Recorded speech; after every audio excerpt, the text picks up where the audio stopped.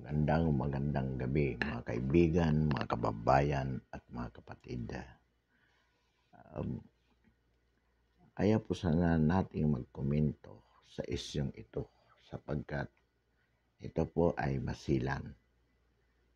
Lalo na po na ito ay sa kasalukuyan ay patuloy pa rin iniimbestigahan. Ngunit napakahalagang issue po ito. This is a public issue na hindi po pwedeng basta i-ignore na lang natin.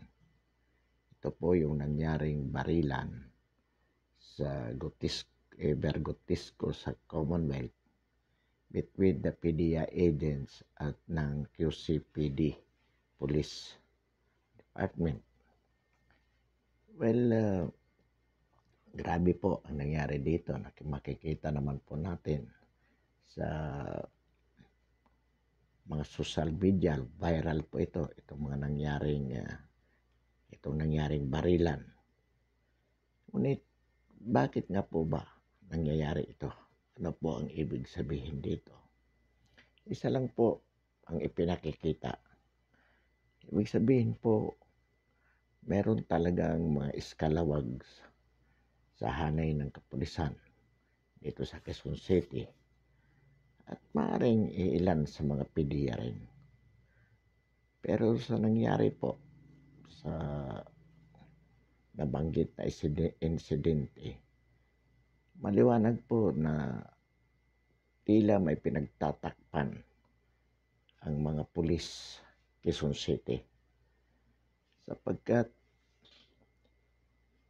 hindi po basta misencounter. Kung titingnan po natin, mukhang pinaghandaan po ng Quezon City Police yung magaganap. Planado po ang mga galaw ng mga kapulisan na medyo naging sa bahagi ng PDEA, hindi po tila baga hindi nila alam na mayroon din pong operation ang pulis laban sa kanila. Kaya medyo caught unaware po sila. Maliwanag po dito na mukhang ang mga pulis talaga po ay mayroong gustong patahimikin sapagkat walang kaabog-abog, pinagbabaril agad ang mga PDEA agents. Ang nakapagtataka po dyan, bakit magkakaroon po ng misencounter? Alam mo naman natin na pagdating po sa droga, ang lead agency po niyan ay PDEA. Bagamat ang mga pulis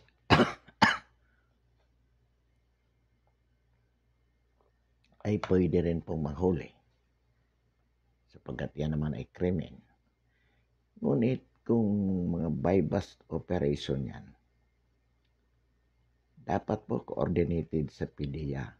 At ang sinasabi naman nila dito, may mga dokumento na nagpapakita na talagang coordinated sa PDEA. Kung yan po ay coordinated, ang ibig po sabihin yan, ang mga galaw ng pulis ay dapat po alam ng PDEA. At hindi pwedeng sabihin ng mga pulis na yung kanilang target ay yung PDEA assets. Sapagkat kung yan ay assets ng PDEA, alam ng PDEA yung asset nila. So, at dapat po ang galaw ng mga pulis subordinated to the PDEA because the PDEA is the lead agency. So ano pong implication nito? Mukha po talagang may sindikato sa hanay ng mga pulis ng Quezon City tungkol po sa droga at nais nilang pagtakpan. O maaaring nais nilang yung sinasabing 1 kilong droga na yon. Pwedeng yun po ang target para makuha.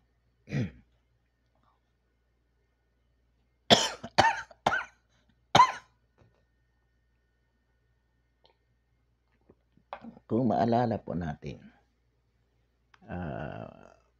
few days before, meron pong statement ang ating Pangulo na alam po niya. Sinasabi niya, kayong mga eskalawag sa PDEA at sa PNP, mag-ingat kayo. So, ang ibig po sabihin, meron pong informasyon ang ating Pangulo na meron po talagang mga PNP dyan, elements ng PNP at ng PDEA maybe na maaaring nagre-recycle po. Kaya nabanggit ng Pangulo yun. At maaaring alam na rin ng mga taong ito kung ano po ang pwedeng mangyari. Kaya nag-uunahan. Kaya ginawa to ng PNP. Kailangan mapatahimik yung mga personalidad na alam nilang nakakaalam sa sindikato ng drogang ito o ng droga within the PNP, specifically dito po sa Quezon City. Sa bagay po, alam po natin na hindi po ito sa Quezon City lamang. Mayroon din po ito sa iba't ibang lugar. Kaya po, anumang paglilinis ng ating Pangulo sa hanay ng kapulisan at maging sa PDEA man, meron pa rin po mga ilan-ilan dyan na talagang nananatiling involved sa sindikato ng droga. At ito po ang nagbibigay po ng mancha sa mga nabanggit na institusyon. At nagagamit po ito, patuloy na nagagamit ito ng mga kritiko ng ating Pangulo sa pagsasabi na hanggang sa ngayon ay failure ang kumpanya ng administrasyon tungkol po sa droga. Katunayan, ang sinasabi ni Senator Lacson, bigo ang ating Pangulo sa kanyang pangako na malinis ang ating bansa mula sa droga. Ang tanong po, kasalanan po ba ito ng ating Pangulo? Siyempre po, hindi. Ito po ay kasalanan ng ilan pa rin nating mga kababayan na patuloy na nagninegosyo ng illegal drugs at ilang elemento ng PNP at PDEA na patuloy pa rin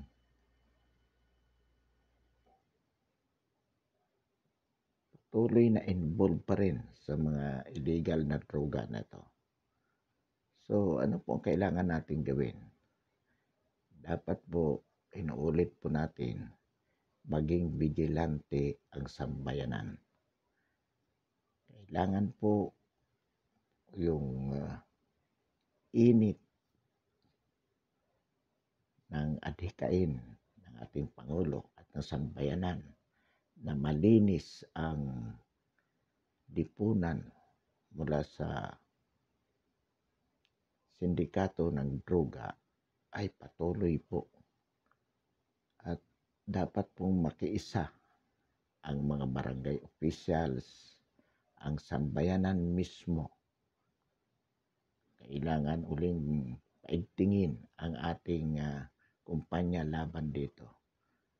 At sa hanay po ng kapulisan, sa hanay po ng PDEA, ito po ay tungkulin ng kani-kanilang mga pinuno.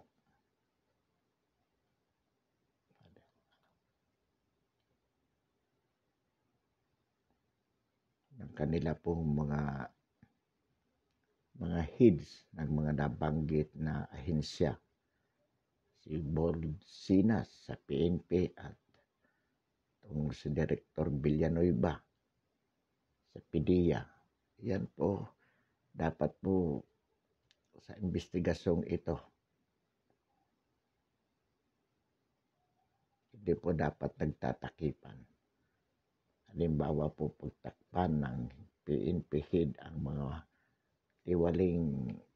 iilang tiwaling personalidad sa loob ng institusyon. At gayon din po ang PDEA. Kailangan po ma-identify yung mga masamang elemento sa kanya-kanyang institusyon. Sapagkat yan po ang mga remnants. Kung maaaring nagsisimula uli na magpalakas dahil ang tingin nila, abala ang gobyerno, abala ang ating Pangulo dito sa vaccine. Kaya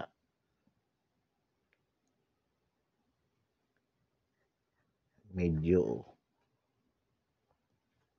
nagre-reactivate sa kanilang mga masamang gawain. Pero sa katotohanan po na few days before, mayroong pong pronouncement ang ating Pangulo tungkol sa mga masamang elemento ng PNP at ng PDEA na patuloy na nasasangkot sa illegal drugs. At bigla pong nangyari ang shootouts sa Evergotisco sa Commonwealth. Ang ibig po sabihin yan na mayroong nais pagtakpan ang kapulisan po sa Quezon City.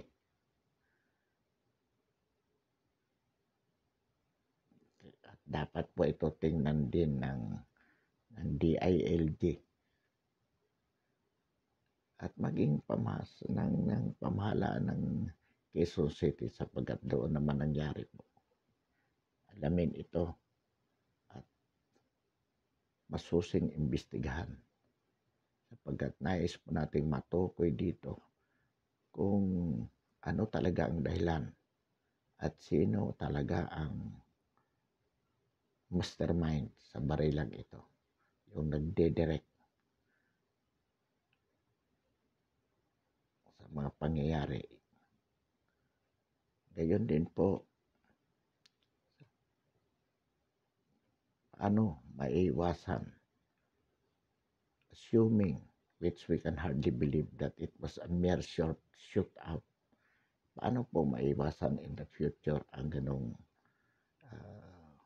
pangyayari? Kaya nga po mayroon tayong PDEA, which is designated specifically for this illegal drugs business upang siya po ang tumingin dito. Kaya lahat po ng mga ibang ahensya katulad ng ibang elements ng PNP na hindi naman po attached sa PDEA, dapat po close ang kanilang coordination. And it should be the PDEA that should direct the operation sapagkat sila po ang lead agency. Pero dito po sa nangyari sa Quezon City, despite the fact na may coordination according to both agencies, may pinakita po sila mga dokumento na talaga namang may mga pinareceive na dokumento for purposes of coordinating. Bakit po nagkaroon ng shootout? At ang makikita po natin doon na talagang purely independent ang galaw ng mga pulis without even thinking na may PDEA elements in the area. Ang tingin nila doon sa mga PDEA, yung talagang target drug personalities, kaya pinagbabarilagan. Pero mayroon pong mga naka-uniforme din naman na dapat sana ay talagang sinalang-alang nila.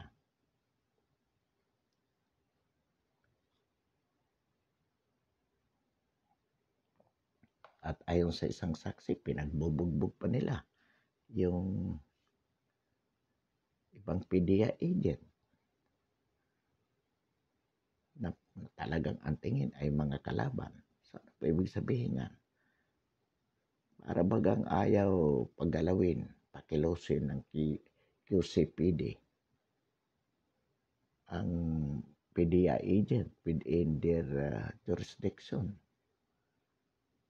Malalim po ito. Kaya dapat po tingnan. Kaya upang matukoy po ang mga salarin dito. Sa kapanatagan na rin po ang taong bayan. Hindi po ito pwedeng palampasin. Sapagkat mawawalan po ng tiwala ang taong bayan kung ito pong ganitong mga pangyayari ay patuloy na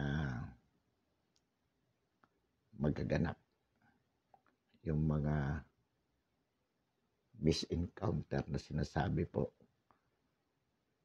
Kung titingnan po natin, nangyari na po ito sa Mindanao, kung saan ang mga nakalaban naman ng PNP doon ay ang armed forces. So, Bolsinas, malaki-laki po talaga hanggang ngayon ang dapat mong tingnan sa disiplina ng ating mga kapulisan. Marami pa rin pulis na iskalawag na hindi mo malaman kung patuloy na kung ginagamit ang kanilang posisyon upang ipakita yung kanilang pagiging matapang na dapat silang katakutan. Alam po natin yan. Itong kay Nuisca sa Tarlac. Although sinasabi po natin mga isolated cases ito. Pero yung frequency po at saka yung gravity ng pangyayari nakakabahala po. Alam po natin na hindi lahat ng kapulisan ay masama. On the contrary, we believe that majority of them are good, ready to risk their lives for the services for which they have taken their oath of office. Alam po natin yan. We believe honestly. Kaya lang po mayroon talagang mga iilan, lalo na kung yung mga bad elements na yan ay nasa hanay ng mga ranking officers na kung saan napipilitan lang yung kanilang mga tao na sumunod sa utos. So dapat po talaga yan ay malinis. DILG, trabaho po ninyo to. Secretary Anyo, trabaho ninyo ito sapagkat ang pulis naman ay under ninyo. NAPOLCOM, National Police Commission. Sa bagay, andyan na po si Secretary Aguirre. Alam natin na appoint na po dyan sa NAPOLCOM bilang Vice Chairman or what. Secretary Aguirre, yung pagiging magaling mong abogado, hindi ka itinalaga dyan para wala kang gawin, lalo na sa hanay ng disiplina ng kapulisan. Alam po natin ang PNP ay nasa ilalim ng pamamahala ng NAPOLCOM as a bureau attached o agency attached to the DILG. So, tingnan po natin ito. Nakakadismaya po. Pinagsisikapan po ng administrasyon na mapabuti ang institusyon. Katunayan po, ang PNP is one of the most privileged organization in terms of treatment, in terms of preference ng administrasyon. Nilakihan po ang sweldo ninyo ng mga pulis. Ano po ang dahilan? Una, upang maging matapat po sa tungkulin ang mga pulis. Pahalagahan nila bilang trabaho kung saan sila at ang kanilang pamilya ay nabubuhay at mabigyan nila ng magandang pamumuhay ang kanilang pamilya. Pangalawa po dyan, upang maglingkod sila ng tapat sa sambayanan. Pangatlo po, upang huwag na silang mag-sideline ng sa pamamagitan ng mga illegal na gawain para sa dagdag income. Kaya itong mga pulis po, sinasabi natin, kinikilala po namin ang inyong kabayanihan bilang tagapangalaga ng ating kapayapaan. But it does not mean that we tolerate for your being unbecoming public officers. Alam po natin na mayroong mga ilang kababayan natin na hindi po gumagalang sa kapulisan. At ito po ay nakakadismaya. But generally po, we are also campaigning na igalang po ang ating kapulisan.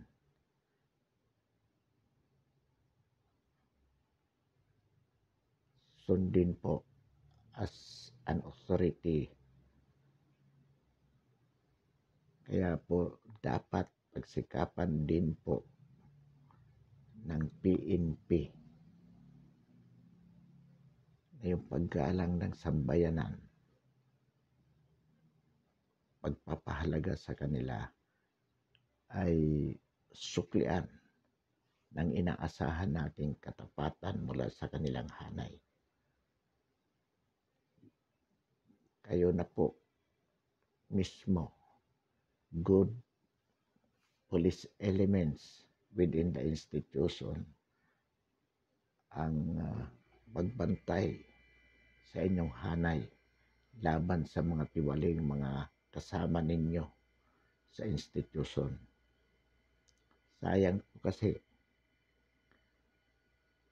yung image na pinagsisikapang i-build up ng maraming membro ng institution at masisira lamang dahil sa ilang mga tiwaling opisyal o elemento ng PNP. Alam po natin na mas madali para sa inyo, mga PNP members, to identify who among you, among your ranks, ang mga tiwali. Hindi na po dito pinag-usapan yung body-body, yung kaibigan. Pinag-usapan po natin dito kung paano malilinis ang institution from bad eggs. At higit kanino man, kayo mismo na mga kasamang kapulisan, na mga mabubuting pulis, ang nakakaalam kung sino ang masama sa hanay ninyo. Isumbong po ninyo sa kinaukulan para mabigyan po habang mas maaga po maituwid natin. At kung hindi naman maitutuwid, matanggal po, madetach sa serbisyo, madetach sa organisasyon, nang sa ganon hindi po nadadamay ang lahat. Sapagkat kung ito po ay hindi iko-correct sa tao sa mas pinakamaagang panahon. Masasayang po lahat ng pagsisikap ng ating Pangulo at mga kasama na linisin ang nabanggit na institution. Samantala po, ating puputulin ito. Maraming salamat at magandang gabi. Inanyayahan po natin na bilang suporta, subscribe po ang ating YouTube channel, ang ating paninindigan sa napapanahong issue ng lipunan. Maraming salamat po.